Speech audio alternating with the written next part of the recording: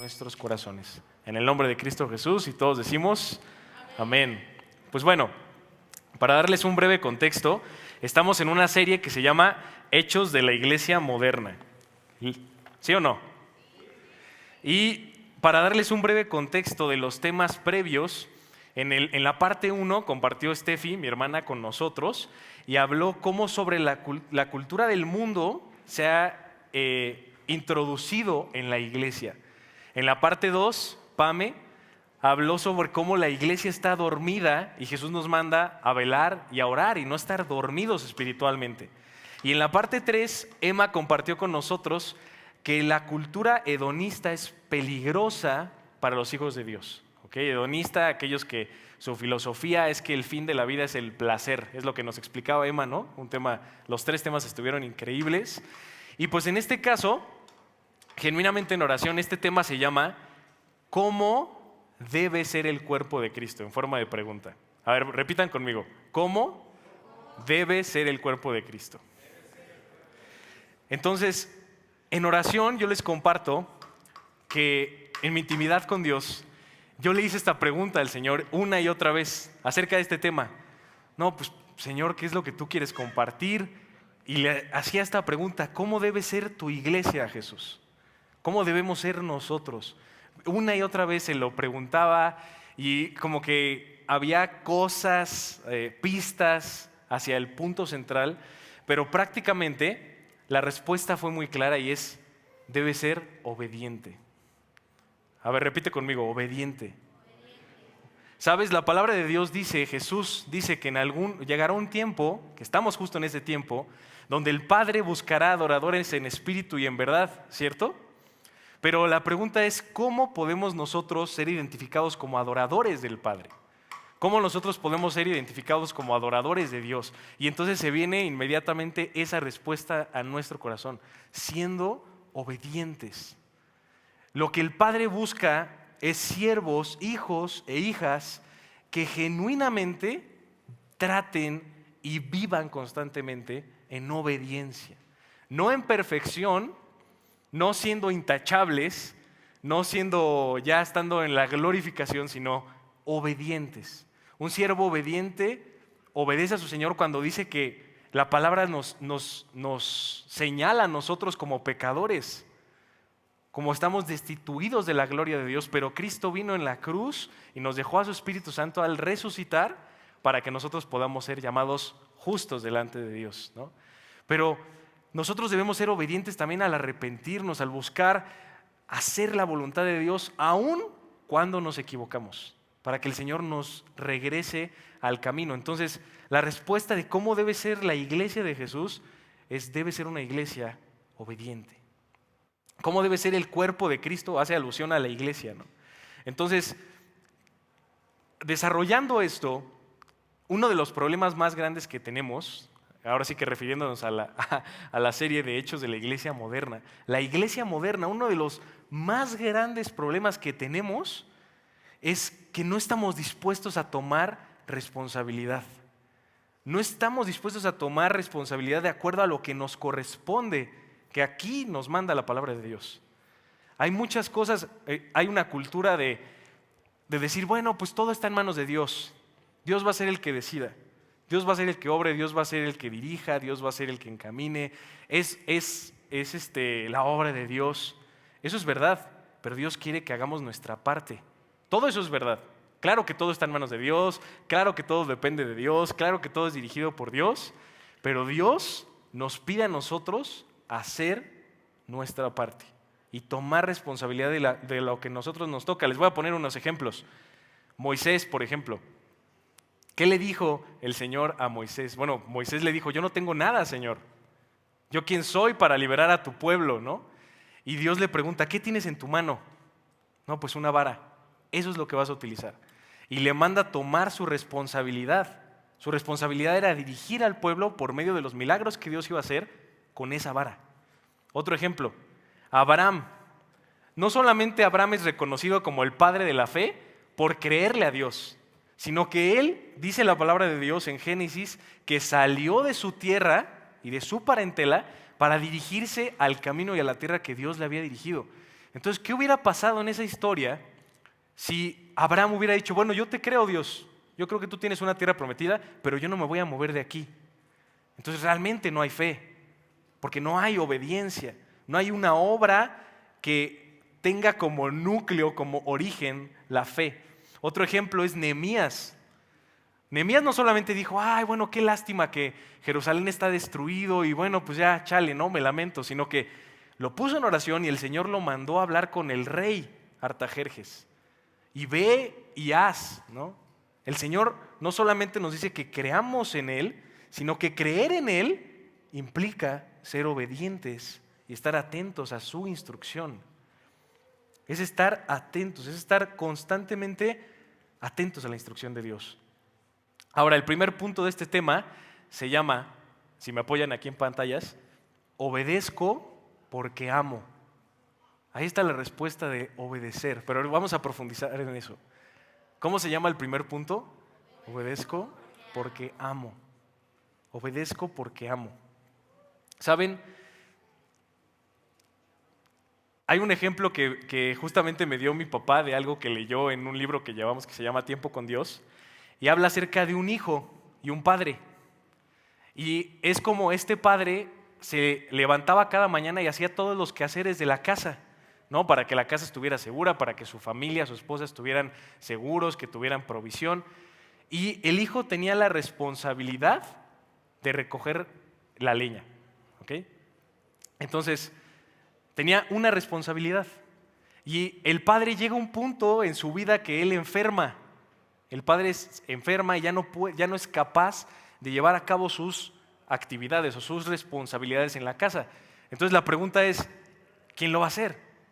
Y el hijo pudo haber dicho, bueno, pues mi papá nada más me mandó a recoger la leña, ¿no? Nada más me mandó a hacer una cosa.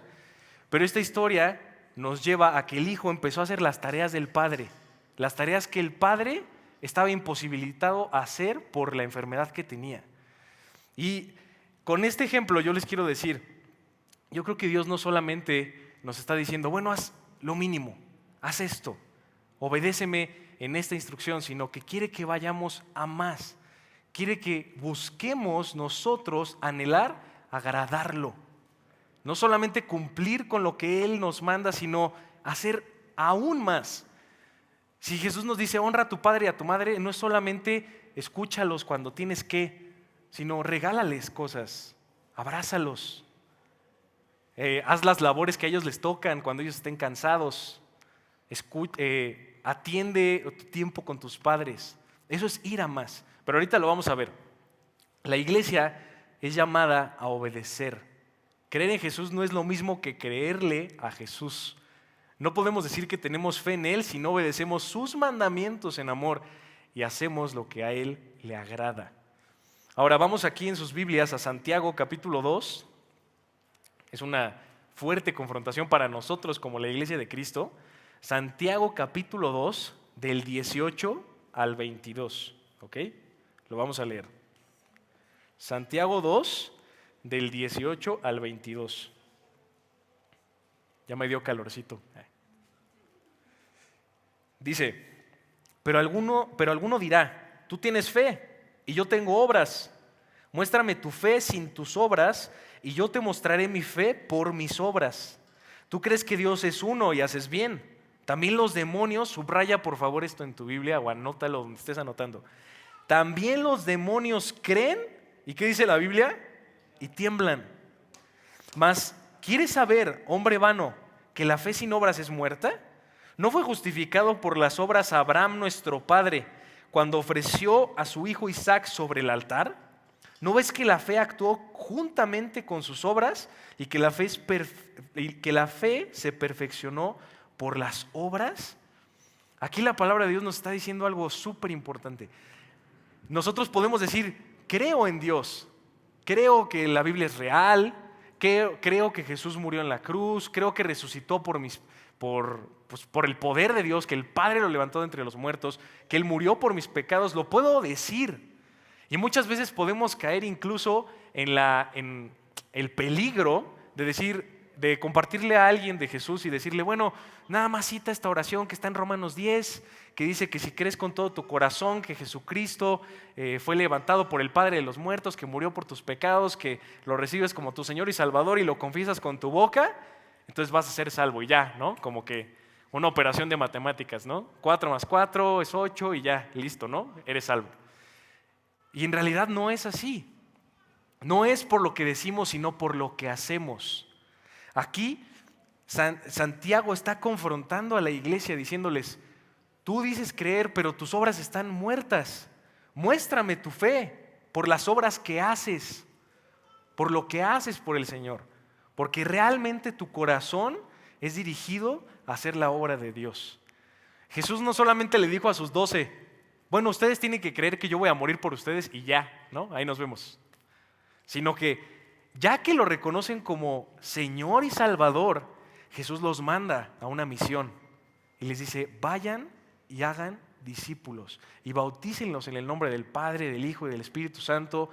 Y Jesús te ha dado una misión. Déjame decirte que Jesús te ha dado una misión. A ver, repite conmigo, Jesús me ha dado una misión. Tú tienes una misión. Ahora, la pregunta es, ¿solamente vas a hacer lo necesario para cumplir esa misión? ¿O vas a hacer más? ¿O vas a ir a más? Bueno, pues yo ya vengo el domingo, ya me congrego, vengo los viernes a tribu, ya, con eso la armé, ¿no? No lo sé, porque en realidad el juez es Dios, Él es el que va a determinar. Pero sí te puedo decir una cosa, ningún hombre o mujer de Dios que la Biblia relata se quedó solamente con lo que tenía que hacer, sino que fue a más, fue a mucho más. Fue y confió en Dios, fue y entregó a Dios, fue y adoró a Dios, fue y obedeció a Dios. Si José, por ejemplo, que estaba encerrado en una prisión, solamente hubiera dicho, bueno, pues ya, el Señor me trajo aquí, me trajo a Egipto, mis hermanos me traicionaron, yo me quedo aquí encerrado y pues ya, tan, ¿no? Yo ya soy amigo de Dios y yo ya voy a ir a la presencia de Dios y listo. No se quedó ahí, sino que buscó la manera de salir para bendecir y para cumplir la misión que Dios le había dado y más. Fue a más. Fue a más en el momento en el que ya era el segundo al mando de todo Egipto. El único por encima de él era el faraón. Ya había cumplido su misión, pero llegan sus hermanos y él pudo haber dicho, bueno, el Señor me mandó aquí a que yo fuera gobernante, no a que perdonara a mis hermanos. Pero José fue a más. Y les dice unas palabras que a mí me fascinan, que les dice, todo lo que ustedes planearon para mal, el Señor lo ha obrado para bien. O sea, todavía que Él hace más, ¿qué creen? Cuando tú haces más, le tienes que dar la gloria a Dios. No quedarte con el reconocimiento, no buscar el aplauso, no querer el abrazo y el apapacho y el qué chido lo hiciste, sino por parte de Dios tener la satisfacción de decir, esto es para la gloria de Dios. No para mi gloria, no para tu gloria, sino para la gloria de aquel que nos salvó. Dice la Biblia, los demonios creen y tiemblan, pero no hacen lo que al Padre le agrada, y mucho menos obedecen por una razón. Esto es un tema teológico. ¿Los demonios obedecen a Dios? Sí, porque se someten a Dios. Dios no hace el mal, Dios no es el mal, pero permite el mal por una razón, ¿ok? Ahora ellos se someten a Dios, pero ¿ustedes creen que ellos se someten a Dios y obedecen a Dios porque aman a Dios? Por supuesto que no. Pero por supuestísimo que no, lo obedecen porque no les queda de otra. Porque Dios es el único que reina aún encima de principados, potestades y demonios. ¿Ok? Pero Jesús nos ha llamado a nosotros a obedecer porque amamos a Dios. Porque debemos buscar, anhelar cada vez más en profundidad, amar a nuestro Dios. Yo no quiero ser un experto en actuar como cristiano, ni quiero ser un experto en mostrarme bueno delante de los demás. Quiero ser un experto en obedecer a Cristo, que es la cabeza de la iglesia. Esa es la convicción que debe haber en nuestro corazón. Lo voy a volver a repetir. Y que sea para ti, pon tu nombre, ¿ok? No quiero ser un experto en actuar como cristiano. No quiero ser un experto en mostrarme bueno delante de los demás. Quiero ser experto en obedecer a Cristo, quien es la cabeza. Cristo es la cabeza de la iglesia. Y la palabra de Dios narra a la iglesia como un cuerpo que tiene diferentes miembros y que cada miembro tiene una misión diferente. ¿Ok? Están los dedos del pie, que ahorita los míos están morados por el esguince. Están los tobillos, están las rodillas, está la espalda, están los muslos, ¿no? Pero el único que es reconocido como la cabeza, todos esos miembros somos tú y yo. No solamente Vida Nueva, no tribu, sino la iglesia global de Cristo, ¿okay? En todo el mundo. Pero el único que es la cabeza por encima de todos los miembros y debe dirigir y gobernar sobre todos los miembros es Cristo. Él es la cabeza de la iglesia. Debemos ser un cuerpo que obedezca a la cabeza. ¿O a poco hay partes de tu cuerpo que se mandan solas? ¿No? Son gobernadas ¿por qué? Por tu cabeza, por tu cerebro. Son gobernadas, reciben instrucciones para moverse, para realizar cosas. Y no realizan algo que el cerebro no mandó a hacer. Así debe ser la iglesia, impulsada y dirigida por el poder de Dios que es la cabeza. Ahora, pregunta, ¿hasta qué grado o hasta qué punto debo obedecer a Jesús? Tal vez era una pregunta absurda, pero tal vez te lo has preguntado. ¿Hasta qué punto debo obedecer a Jesús? Y si mis papás me dicen que yo vaya en contra de la ley de Dios, o si la iglesia predica algo que va en contra de la ley de Dios, ahí también debo obedecer a Cristo, o como que ese es el límite, ¿no? Pero les voy a leer un pasaje, si quieren pueden anotarlo, que está en Job 13:15, y es la primera parte de este pasaje. Dice, aunque Él me mate, en Él esperaré. Tú y yo debemos obedecer a Jesús, aun cuando su instrucción te lleve a la propia muerte. ¿Sabías eso? Y debemos dar la vida, debemos dar nuestras fuerzas, debemos dar nuestro empeño en todo nuestro corazón a obedecer a Jesús con todo, con absolutamente todo, no reservarse en nada. Por eso los pecados, el que oculta su pecado no prosperará, por esa razón. No es un tema de señalar, no es un tema de que te vayan a juzgar, sino que si tú estás luchando con algo, pide ayuda, porque el pecado que se encubre no va a prosperar. Entonces nosotros debemos obedecer al Señor aún en medio de nuestras debilidades, aún en medio de nuestras flaquezas, nosotros debemos obedecer al Señor. Ahora, el siguiente punto es, ¿cómo se llamó el primero? Obedezco porque amo, ¿no? Segundo punto, si me pueden apoyar, obediencia conlleva sometimiento. Y aquí se pone más difícil. Aquí es donde no nos gusta, porque decimos, no se supone que Dios es amor, no se supone que Dios quiere mi bien, no se supone que Dios es chill y divertido, no se supone que Jesús es chido. Sí, sí lo es. Y Jesús es amor, claro que lo es. Pero la obediencia conlleva sometimiento. Ahora, esta palabra, sometimiento, ¿qué creen que conforma el concepto de esta palabra? Lo conforma el hecho de rendirte a ti mismo. Por eso Jesús dice que quien quiera seguirme tiene que negarse, a ver, repite conmigo, negarse a sí mismo, tomar su cruz y entonces seguir a Jesús. A eso es a lo que se refiere Jesús.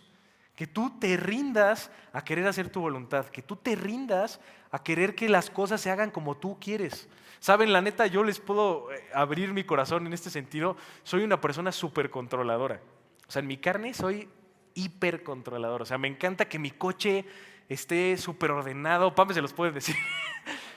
Me encanta que mis cosas estén súper ordenadas. Cuando alguien tiene algo desordenado, yo voy y lo ordeno. O sea, en su espacio de trabajo, en su coche, en su libreta, con su Biblia, lo que sea. A mí me encanta tener todo bajo control. Pero ¿saben? Dios hasta la fecha me sigue trabajando con decir, suelta tu control. No sé cuál sea la área que tú no la hayas soltado a Dios, pero déjame decirte el día de hoy, Él es el ser más confiable que hay en toda la existencia. Y tal vez las cosas, en mi caso, no estén bajo control porque genuinamente no pueden estar. ¿Ustedes creen que estaban bajo control cuando me esguincé el tobillo? No, simplemente salió de mi control, se salió de mi capacidad física en ese momento. Pero el Señor sí está en control. El Señor está en control en medio de tu adversidad. El Señor está en control en medio de tu prueba. El Señor está en control aún cuando le fallas. El Señor está en control cuando te fallan. El Señor está en control. Dilo con todo tu corazón. A ver, repite conmigo. El Señor está en control. ¿Cuál es la parte? Tú respóndelo. No me lo tienes que decir a mí. O a lo mejor si quieres a solas en alguna consejería, claro que sí. Va a ser un honor poder hablar. Pero, ¿cuál es el área que tú no le has soltado a Dios?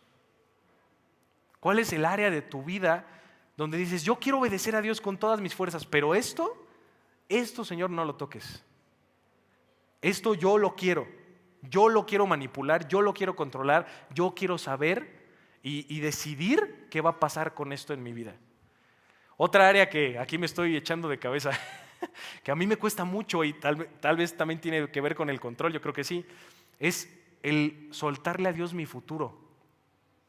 O sea, sí digo con mi boca muchas veces, yo creo en ti, Señor, yo creo que tú eres mi proveedor, yo creo que tú me diriges, yo te sirvo a ti, yo soy tu esclavo, pero hay ese miedo en mi corazón muchas veces de decir, ¿y qué pasa si pierdo mi salario? ¿Y qué va a pasar en 5 años? ¿Y qué va a pasar en 10 años? ¿Y qué voy a hacer? ¿Y cómo voy a proveer ahora que me voy a casar? Y esas preguntas llegan a mi mente. ¿Vieron Intensamente 2? ¿Alguien la vio? Bueno, voy a spoilear a aquellos que no, ¿ok? Para que se tapen los oídos. Pero en la mente de esta niña entra una nueva emoción que se llama ansiedad. Cuando yo estaba viendo esa película dije, no manches, o sea, no sabía que tenía ese nivel de ansiedad. Y lo digo abiertamente. ¿Por qué? Porque aún esas cosas, aún cuando nosotros flaqueamos, tenemos que soltarle al Señor nuestra ansiedad, nuestro temor, nuestra vergüenza, nuestro miedo, el porvenir, lo que está por delante, lo que está en tu presente, soltárselo al Señor, porque repito, si te tienes que ir con algo esta noche, vete con esta frase: puedo confiar en Jesús. Tal vez en los demás tengo que confiar porque el Señor me pide amar a los demás y tengo que abrir mi corazón y tengo que confiar, eso es claro. Pero en quien puedo confiar plenamente y nunca me va a decepcionar y nunca me va a fallar y nunca va a hacer nada que me lastime sin un propósito, es Jesús. Él es tu mejor amigo, Él es tu dirección, Él es la voz que tú debes seguir y escuchar y atender y someterte porque Él sabe que es mejor lo que Él tiene para ti que lo que tú piensas tener para ti mismo. Él lo sabe. Ahora, hay personas... bueno, les quiero leer un pasaje antes de preguntar esto. Vamos a Santiago 4, del 6 al 8. ¿Ok? Santiago 4, del 6 al 8. Yo se los voy a leer en Nueva Traducción Viviente. Dice así: y Él da gracia con generosidad, como dicen las Escrituras. Dios se opone al orgulloso, pero da gracia a los humildes. Así que humíllense, en otras palabras, sométanse delante de Dios. Resistan al diablo y Él huirá de ustedes. Acérquense a Dios y Dios se acercará a ustedes. Que por cierto, paréntesis, este pasaje te está dando la clave de cómo vencer tu pecado, de cómo vencer nuestro pecado. Nosotros debemos someternos delante de Dios. Aquí están los pasos. Sométete delante de Dios. 2, resiste la tentación del diablo o de tu carne o de la cultura de este mundo y Él huirá de ustedes, o sea, la tentación va a huir. Y dice versículo 8, y acérquense a Dios porque Él se va a acercar a ustedes. Wow, este pasaje me fascina. Ahora, cerrando ese paréntesis, pregunta: ¿hay algún tipo de personas que Dios resiste? ¿Ustedes qué creen? ¿Sí? Exactamente, bien dicho. Bien por leer su Biblia. Bien dicho, bicho. ¿Hay personas que Dios resiste? Sí, a los orgullosos. A ver, di conmigo: al orgulloso, Dios lo resiste. ¿Sabes qué significa esto? O sea, etimológicamente hablando, etimológicamente me refiero a la raíz del lenguaje en el cual se escribió la Biblia, se refiere literalmente a que Dios se pone enfrente del orgulloso para no dejarlo pasar. Eso significa que Dios mismo se pone delante del orgulloso para no dejarlo prosperar en su orgullo, para que no haya esa conexión entre esa persona que está en orgullo y Dios.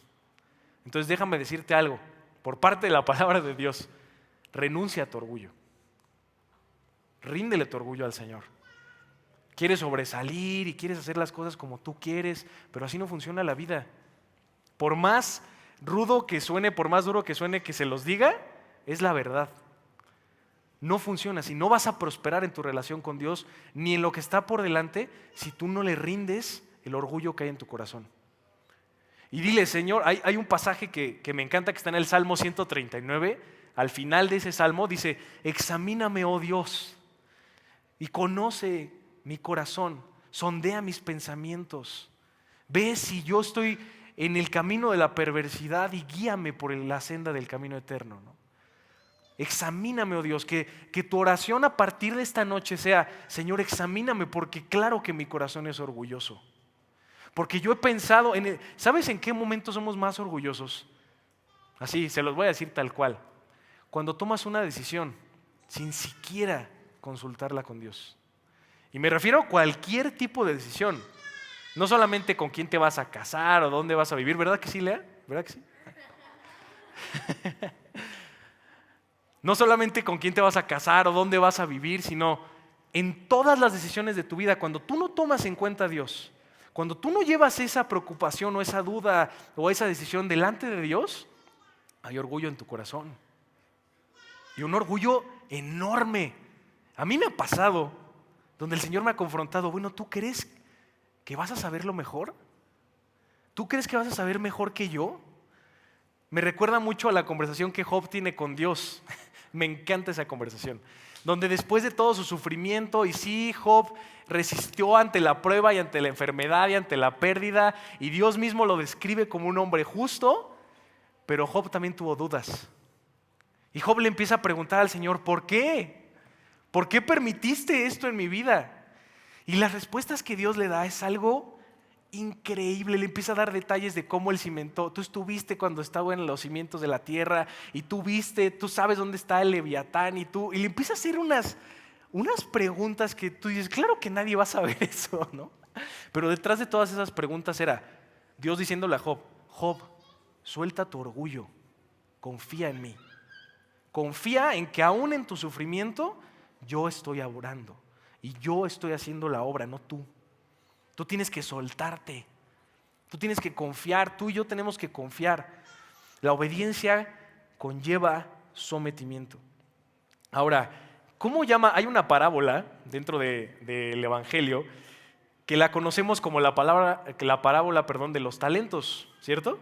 Que a uno le da 5 y a otro 3 y a otro creo que 3 o 2, no me acuerdo, y a otro 1, ¿no? Y va el que tiene 5 talentos y los multiplica. Va el que tiene, no me acuerdo si 3 o 2 talentos y los multiplica, y el que solamente le dio un talento va y lo esconde. Y dice, pues es que Señor, va y se lo entrega así como se lo dio. Pues es que Señor, yo sabía que tú eras severo, ¿no? Yo sabía que tú me ibas a castigar si yo hacía las cosas mal. Y entonces el Señor lo llama de una manera que tenemos que tener en cuenta siempre esta palabra para no seguirla. Le llama, has sido siervo negligente, necio, orgulloso, porque ni siquiera te has preocupado por el talento que te he dado. Solamente fuiste y lo escondiste por miedo, por temor. ¿Y cuántas decisiones no tomamos? Las decisiones que tomamos fuera de la voluntad de Dios siempre son decisiones tomadas en orgullo y por temor, siempre. No sé si a ustedes les haya pasado, no me acuerdo ahorita un ejemplo como tal, pero a mí me ha pasado muchísimas veces donde yo ni siquiera le consulto a Dios porque me da miedo su respuesta. Porque es así como, ya sé qué me vas a decir, pero no lo quiero hacer, ¿no? Y entonces por eso no voy y le pregunto a Dios. Pero ¿cuánto orgullo en nuestro corazón el sacar a Dios de la ecuación? Porque nosotros no podemos hacer las cosas por nosotros mismos. No podemos velar por nuestro bienestar o por el bienestar de la iglesia, ni de tu familia, ni de tu futuro, ni de tu trabajo sin Dios. No se puede. Simple y sencillamente no va a prosperar. El negligente o el orgulloso en el reino de los cielos es considerado el que supone cuál es la voluntad de Dios y solamente hace lo mínimo de lo que le fue encomendado para no quedar mal. Si tu corazón con Dios es, lo voy a hacer para no quedar mal, aguas, ten cuidado. Si tu motivación para hacer las cosas es no quedar mal con los demás, ten cuidado. Porque no tienes que quedar bien o mal con ellos, tienes que quedar bien con el Señor. Hay un ejemplo bíblico muy claro que es el rey Saúl, que él por miedo al pueblo, por miedo a Israel, va y comete una idiotez. Y le dice Samuel, el profeta Samuel, ¿qué locura has hecho? ¿Qué te pasaba por la mente al hacer eso? ¿Por qué no consultaste a Dios? ¿Por qué no esperaste en Dios? Y recuerden la frase que nos dice San Spider-Man. Un gran poder conlleva una gran responsabilidad. Ahora, decíamos anteriormente, Dios te ha dado una misión. En esa misión tú tienes responsabilidad. Dios te va a pedir cuentas de lo que hagas con la misión que Él te ha dado. Entonces, no busques hacer tu voluntad, busca hacer la voluntad del Señor. Hay un pasaje en Jeremías 6:16 que me fascina, que me encantaría cerrar este punto con esto. Jeremías 6:16, si quieren buscarlo en sus Biblias, que dice, el Señor dice a su pueblo, párense en los caminos y miren, pregunten por los senderos antiguos, ¿dónde está el mejor camino? Síganlo y encontrarán descanso. Pero ellos dicen, no queremos seguirlo. Ahí está un corazón orgulloso, en este caso por parte de Israel. Pero el Señor te dice, escucha el consejo. Las sendas antiguas nos comprueban, ahorita mismo que estamos hablando de los hechos de la iglesia moderna, haciendo alusión a, ¿cómo se llama el libro de los hechos? Realmente se llama Hechos de los Apóstoles, ¿no? Entonces, comprobando las sendas antiguas, nos indica la Biblia que la iglesia primitiva, o sea, los hechos de los apóstoles, era un cuerpo obediente a Dios. Era un cuerpo que obedecía en incontables casos al Señor, aún llevándolos a la muerte. Si tú te pones a investigar, deja tú, obviamente la Biblia es lo primero, pero incluso te pones a investigar historia, te vas a dar cuenta de qué manera los mataban. Te vas a dar cuenta que los 12 discípulos no murieron en su cama, siendo viejitos, aquí con su tecito, calientito, comodito, ¿no? Sino que todos fueron mártires. Todos. Incluso consideramos que el apóstol Juan no fue un mártir, pero en realidad sí fue envenenado. Lo que pasa es que el Señor no quiso que se muriera para que escribiera el libro de Apocalipsis, ¿verdad? Pero claro que fue un mártir. Fue exiliado, murió en una isla solo. ¿Cómo no va a ser un mártir? Y nosotros estamos esperando que el Señor nos ponga en un lugar cómodo. Ay, Señor, que yo tenga el salario que necesito. Señor, que yo viva en tal casa. Señor, por favor, provee para que yo me pueda ir una vez al año de vacaciones. Señor, por favor, provee para este coche porque necesito. Hay cosas que son necesidades, claro que sí, y Dios las sabe mejor que tú, no te preocupes. Pero nosotros debemos no buscar la comodidad, sino ser obedientes a nuestro Señor, aún en momentos de incomodidad. Ahora, ¿cómo me adentro? Esta es una pregunta que, llevándolo a la práctica todo este tema, ¿cómo me adentro en el camino de la obediencia? ¿Ok? A ver, repitan conmigo, ¿cómo me adentro en el camino de la obediencia? Son 5 pasos, ¿ok? Y quiero que los escriban. Aunque no traigas libreta, si quieres en tu celular, si quieres mandárselo a un amigo, si quieres lo que sea, lo que tú quieras, donde quieras, pero anótalo, ¿va? El primero es investigar y conocer la historia de la iglesia. ¿Por qué este punto? Investigar y conocer la historia de la iglesia. Porque el que no conoce la historia está condenado a repetirla.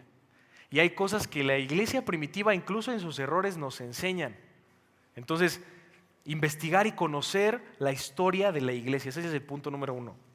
Punto número 2, te podría decir que es el más importante. Adentrarse en oración y en la palabra de Dios. ¿Cuál es el segundo? Adentrarse en oración y en la palabra de Dios. ¿Por qué? Porque con este segundo punto tú vas a conocer a Dios. Y Jesús mismo dice, en esto consiste la vida eterna, que te conozcan a ti, Padre, y a Jesucristo a quien tú has enviado. Es en conocer a Dios. La palabra ahí es epignosis, que quiere decir conocer íntimamente, cara a cara a Dios. Así como Moisés anhelaba en el monte Sinaí conocer a Dios cara a cara, esa es la palabra, esa es la referencia que usa. Entonces, segundo punto, adentrarse en oración y en su palabra. Tercer punto, escuchar y atender el consejo sabio. ¿Ok? ¿Cuál es el tercero? El consejo sabio. Aquí entra el tema del orgullo. Muchas veces el tema sabio te va a confrontar. El tema sabio por parte de tus papás, por parte del pastor, por parte del líder, por parte de un amigo que conoce a Cristo, por parte de un hermano, por parte de un primo, por parte de tu propia pareja, de tu cónyuge, lo que sea. Escuchar y atender el consejo sabio. Aceptar que no lo sabes todo. Aceptar que te equivocas. Eso es súper importante. Y hay justamente el papá de Calebcito Bazán, Hernán, él me dio una vez un consejo súper bueno. Bueno, lo dijo en general, pero yo lo tomo, ¿no? Que dice, si hay alguien que llega a tu vida y te confronta con la palabra de Dios, no hay regalo más grande para ti. Porque te está confrontando con la autoridad de Dios para corregir algo en tu camino. Y es más, lo digo abiertamente, hermanos, así, con toda la confianza. Si uno de ustedes llega, aquí lo digo de manera personal, si uno de ustedes llega conmigo y con la Biblia me dice, chava, te estás equivocando en esto, mira, aquí dice la palabra de Dios esto, y no solamente en tema de predicación, sino en tema de conducta, genuinamente se los voy a agradecer, y se lo voy a agradecer a Dios. Aunque en el orgullo duela, da igual, es algo bueno. Y no hay regalo más grande que ser confrontados por la palabra de Dios. No hay manera, es de las maneras más grandes de amar a alguien cuando te confronta con la palabra de Dios. ¿Ok? Entonces, pasando al cuarto punto, este también diría que es súper importante. Inclinar tu corazón ante la presencia de Dios. Aquí me refiero de manera física y espiritual, inclinar tu corazón delante de Dios, inclinarte delante de Dios y rendirte delante de Dios. Y último punto, súper importante, llevar a la práctica lo que Jesús me enseña en su palabra. Porque de nada sirve que yo conozca a Dios, de nada sirve que yo me incline delante de Dios, de nada sirve que yo atienda al consejo sabio si no llevo a la práctica lo que he aprendido. ¿Ok? Y les pido que me apoyen con el teclado para ir cerrando, hermanos, por favor. Y quiero cerrar con este tercer punto, ¿ok? Ya vimos la manera práctica de cómo seguir el camino de la obediencia. Ahora, vamos con algo súper importante, y perdón que me tome un momento más del que tenía. Tercer punto, ferviente anhelo de agradar al Padre. Aquí lo están viendo. Ferviente anhelo de agradar al Padre. Yo les quiero leer un pasaje que, si quieren, búsquenlo. Está en Marcos 10, del 17 al 25, y con esto voy a cerrar, ¿ok? Marcos 10, del 17 al 25. Es más, lo voy a buscar aquí.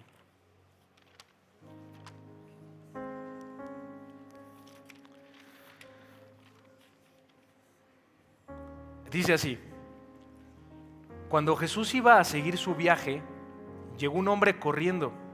Se puso de rodillas delante de él y le preguntó: Maestro bueno, ¿qué debo hacer para alcanzar la vida eterna?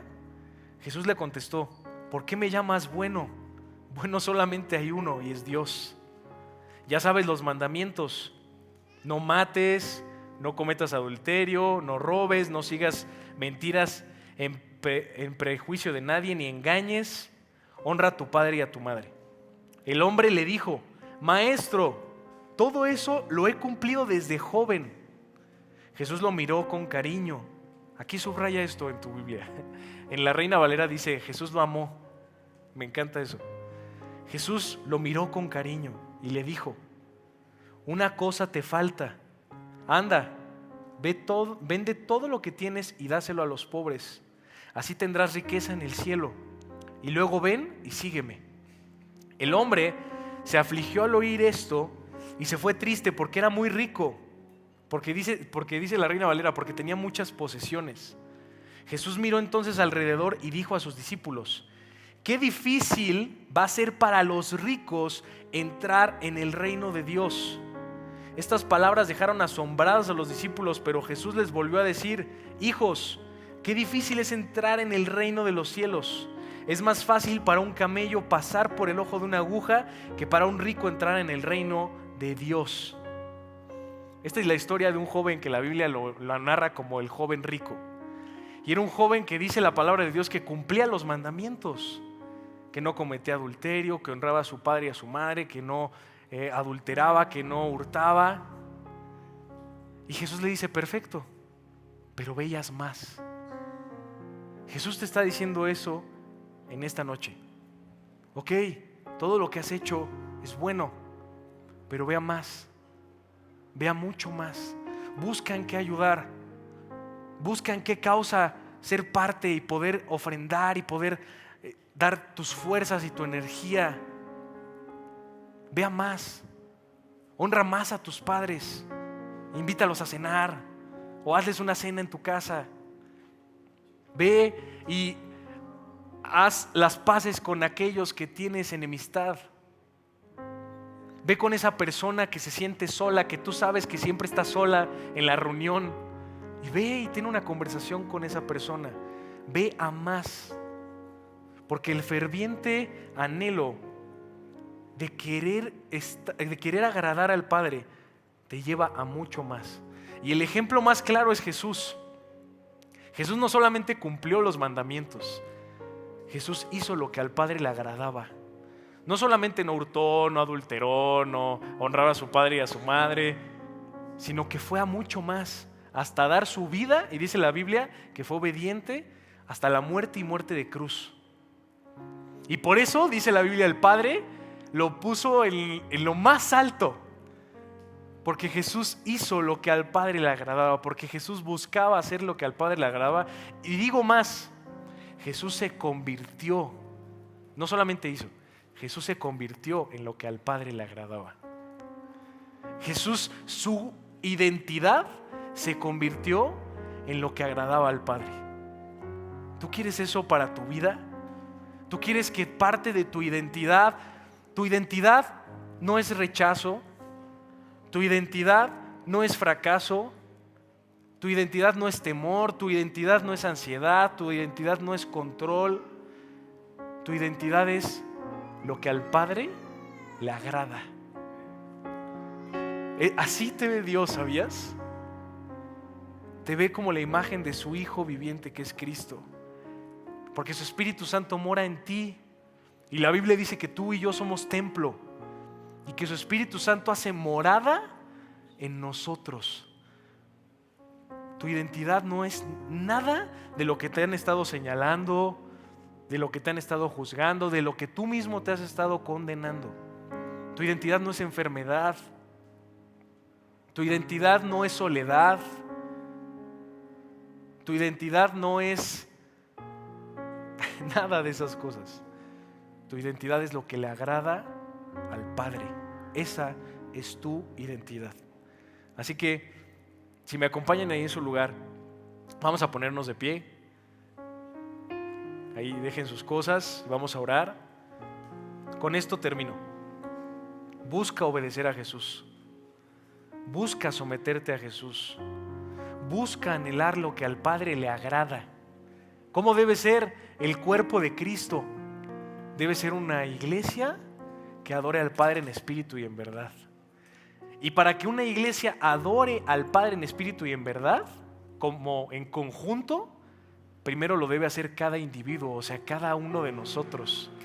De nada sirve que en una reunión de oración nosotros clamemos al Padre y busquemos hacer su voluntad y busquemos su presencia, si en la intimidad, en tu soledad, no hay ese ferviente anhelo en tu corazón. Y si no lo hay, búscalo. Recuerda la historia de Jacob.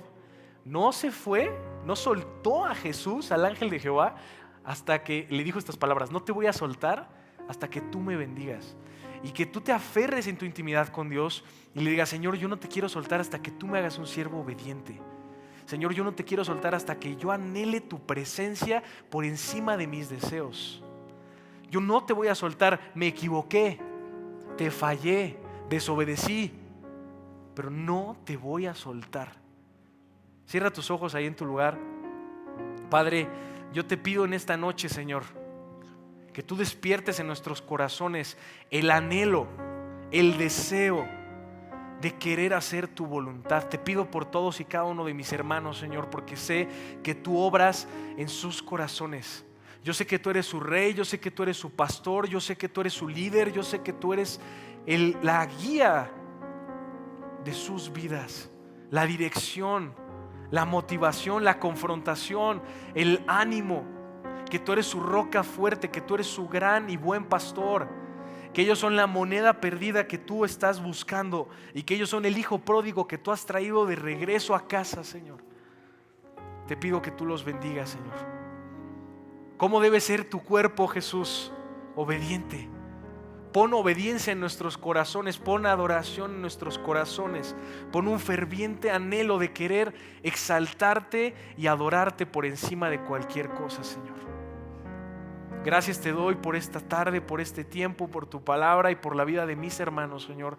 Que tu amor se vea reflejado y perfeccionado en cada uno de nosotros, Señor. Nos ponemos en tus manos y te damos toda la gloria, Jesús, en el nombre de Cristo Jesús. Y todos decimos amén y amén. Gloria a Dios. No hay otra manera, tribu. Él es el guía, Él es el líder.